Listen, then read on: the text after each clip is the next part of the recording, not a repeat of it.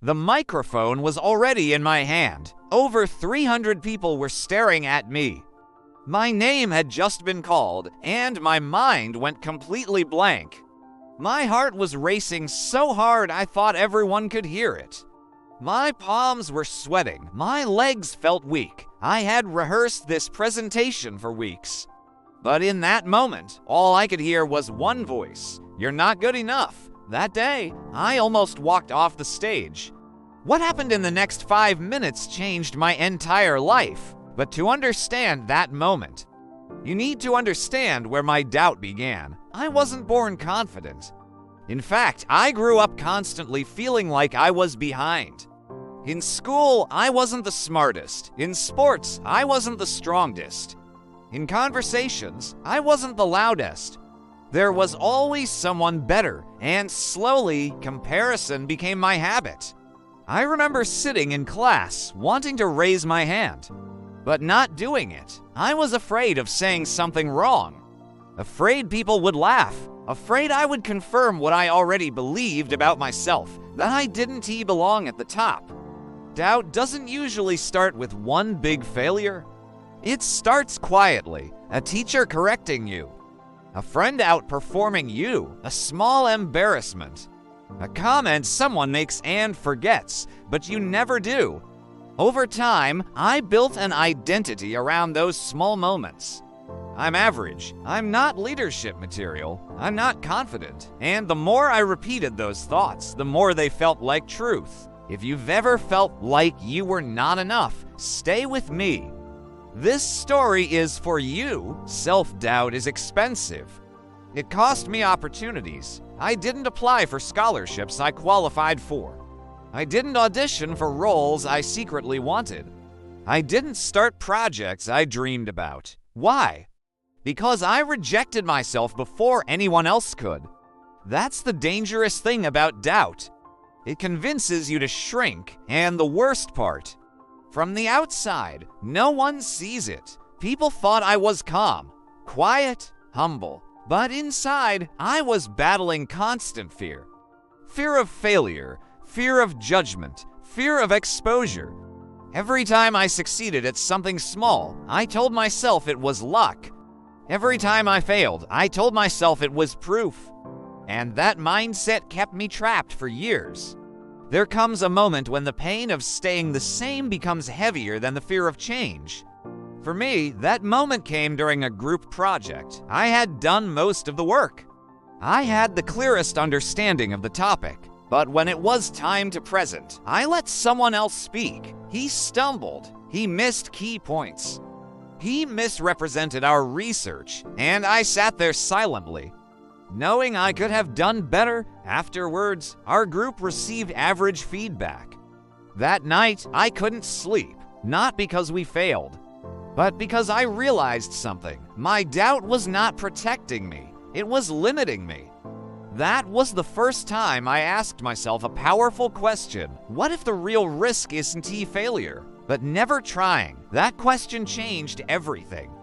Pause for a moment. What is one opportunity you didn't take because you doubted yourself?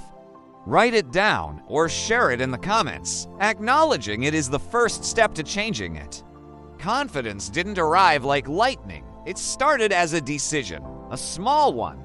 I decided I would start raising my hand, even if my voice shook. The first time I did it, my heart pounded just like on that stage. But something interesting happened. I answered a question, and nothing bad happened. No laughter, no humiliation, no disaster, just a normal response. That moment taught me something powerful. Most of the fears in my head were exaggerated. Confidence grows through evidence. And evidence only comes from action, so I kept taking small actions. I volunteered to speak in smaller settings. I joined discussions. I applied for opportunities, even when I felt unqualified. Some worked. Some didn't, but every action weakened the voice of doubt. One of the biggest turning points in my journey was redefining failure. Before, failure meant, I'm not good enough. Now, failure meant, I'm learning. That shift sounds simple. But it changed my emotional reaction completely. Instead of avoiding difficult things, I started chasing them. I began asking for feedback. I practiced uncomfortable conversations. I intentionally placed myself in environments that stretched me. Confidence is not the absence of fear, it's the ability to act despite it. And the more I acted, the more my identity began to shift. I stopped saying, "I'm not confident," and started saying, "I'm becoming confident." Language matters. Identity matters. What you repeat becomes what you believe. Now let's return to that stage. 300 people, microphone in hand, mind blank. For a split second, the old voice came back. "You can't do this." But this time, there was another voice. "You've prepared. You've practiced, you've grown." So instead of walking off, I did something simple. I took one deep breath and I started with one sentence. Then another, then another. 5 minutes later, I wasn't just speaking, I was connecting. When I finished, there was applause. But the applause wasn't the victory. The victory was this: I didn't run. That was the moment I realized confidence isn't loud. It's steady. It's choosing courage when quitting feels easier. If you're still watching, this is your sign. Stop waiting to feel ready. Start before you're confident, and confidence will catch up. Comment, "I will act" if you're ready to move differently from today. Confidence is not built in big moments. It's built in daily habits. Here's what changed my life. 1. Keeping small promises to myself. If I said I would wake up early, I did. If I said I would practice, I practiced. Self-trust builds self-confidence. 2. Limiting comparison. I stopped measuring my progress against others. I focused on being better than yesterday. 3. Practicing self-talk discipline. When negative thoughts appeared, I didn't ignore them. I challenged them. Where is the evidence? Is this fact or fear? 4. Doing one scary thing weekly? Every week, I intentionally did something uncomfortable. Growth lives outside comfort, and comfort kills potential. Let me be clear. Confidence does not mean you never feel nervous. You never fail. You never doubt yourself again. I still feel nervous sometimes, but now I understand something deeper. Confidence is earned through evidence. Evidence comes from action. Action requires courage.